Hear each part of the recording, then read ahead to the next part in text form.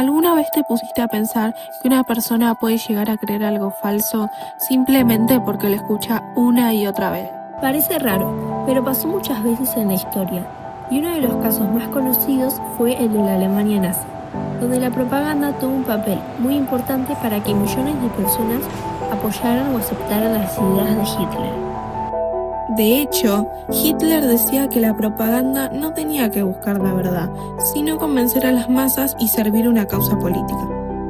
Él entendió muy temprano que para ganar poder no alcanzaba con tener un ejército o un partido político. También había que controlar lo que la gente pensaba y sentía. ¿Y cómo lo hicieron? Antes de llegar al poder, entre 1919 y 1933, construyeron una imagen casi heroica de Hitler. Lo presentaban como el salvador de Alemania después de la crisis económica y política que estaba atravesando el país. También utilizaron símbolos nacionales, desfiles, música y grandes actos públicos para despertar orgullo y unidad entre la población. Pero mientras creaban esa imagen positiva, también construían enemigos. Los judíos, los comunistas y otros grupos eran señalados como responsables de los problemas del país. Y algo importante es que los mensajes eran simples, emocionales y repetitivos. No buscaban que las personas reflexionaran, sino que reaccionaran emocionalmente. Cuando Hitler llegó al poder en 1933, la propaganda pasó a formar parte del Estado. Y ahí aparece Joseph Goebbels, ministro de propaganda. Bajo su dirección, el gobierno controló los periódicos, la radio, el cine, la educación y hasta el arte. Todo debía transmitir el mensaje oficial. Los medios que criticaban al régimen eran cerrados o censurados y cualquier información contraria desaparecía. Uno de los ejemplos más importantes fue la radio. El gobierno creó los llamados receptores del pueblo. Eran aparatos baratos para que prácticamente todas las familias pudieran escuchar los discursos de Hitler. O sea que la propaganda llegaba directamente a las casas. Y no solo a las casas, también estaba en las escuelas. Los niños crecían rodeados de contenido que promovía la ideología nazi.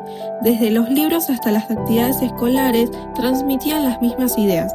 El objetivo era formar ciudadanos que sean leales al régimen y evitar que desarrollaran pensamiento crítico.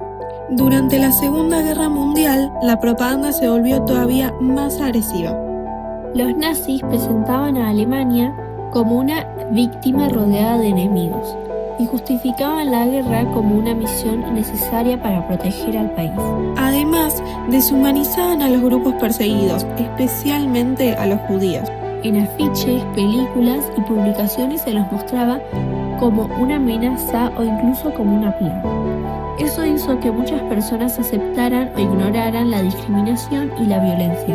Es increíble pensar cómo una campaña de comunicación puede llegar a influir tanto en la forma en que una sociedad ve a otras personas. Y justo por eso, después de la guerra surgió una pregunta muy importante. ¿Los propagandistas también son responsables de los crímenes que ayudaron a promover? En los juicios de Nürnberg se analizó esa cuestión. Uno de los casos más conocidos fue el de Julius Streicher, un periodista que durante años difundió mensajes antisemitas. Aunque no participó directamente en los asesinatos, fue condenado porque sus publicaciones promovían el odio y la persecución. Ese juicio marcó un precedente histórico. Por primera vez se reconoció que la incitación al odio podía construir un crimen contra la humanidad. Todo esto demuestra que las palabras tienen consecuencias y que los medios pueden influir profundamente en la sociedad. Pero también es importante aclarar algo, la propaganda no siempre es negativa. El problema es cuando se utiliza para manipular, ocultar información o promover el odio hacia determinados grupos.